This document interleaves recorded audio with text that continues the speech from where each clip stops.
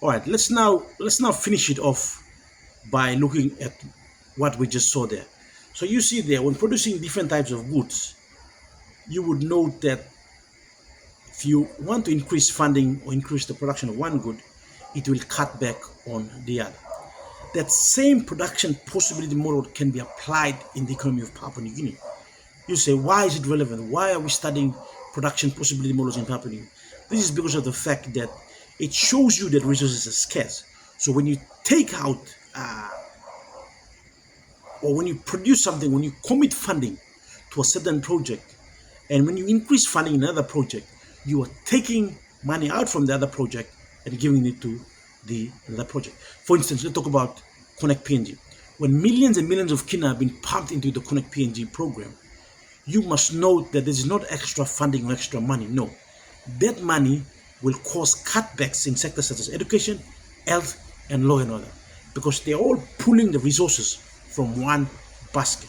So that's why the production possibility model tells you that government, be mindful. If you come with, say, 50 million for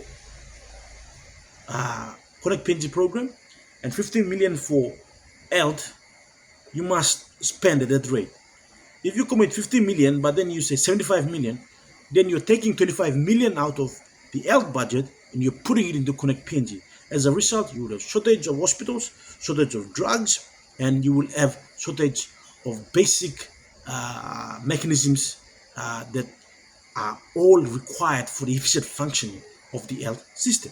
So the production possibility model tells the government that you cannot achieve maximum output on two different policies. If you increase a expenditure on a particular policy, you would have to have cutbacks in other sectors as well.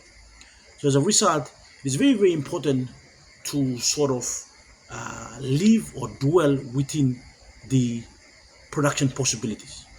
So there are certain sort of implications when dealing with the production possibility curve. The first one is that implication. If we achieve production efficiency in a given period when resources and technology are fixed, we can obtain more of one item by sacrificing the opportunity to produce alternative items. The scarcity of resources over a given period and fixed technology limit how much we can produce. You cannot achieve everything. You can only achieve things at a certain time. So for instance, funding for Engau Hospital and, let's say, connection of road between Southern Islands and Port Moresby. That's the limit you have. You try to connect Southern Islands to Port Moresby and try to collect Morobe, Bulolo to Port Moresby, you would have to cut back on what you're spending in other sectors. Resources are scarce. The government has to sacrifice one sector to accommodate the other sector. In terms of production as well, a producer has to sacrifice one product to produce another product. All right, implication two, when some resources are specialized, the opportunity cost for each additional unit of output increases as more of this production is produced. The bowed out or concave shape of the production possibility reflects the law of increasing opportunity cost. All right, so when some resources are specialized, you see that opportunity cost for each additional unit of output increases as more of this product is produced. So if you produce more of one product, you would know that you're producing less of the other product.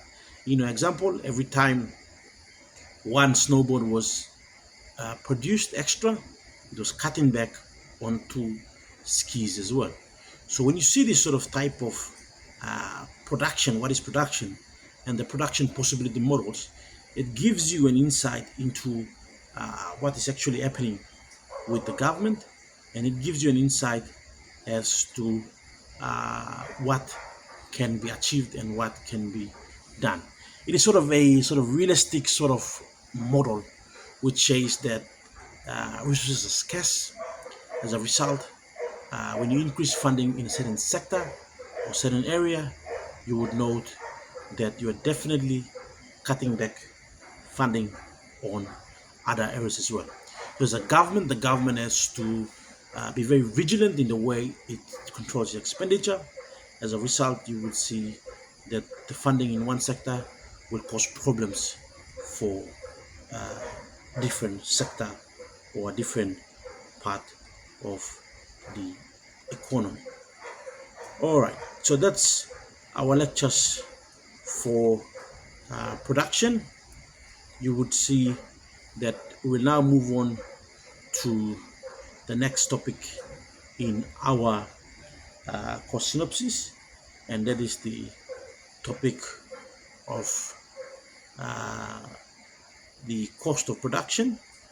And then after that, we're going to look at consumer theory, indifference curve, and the budget line. Thank you very much.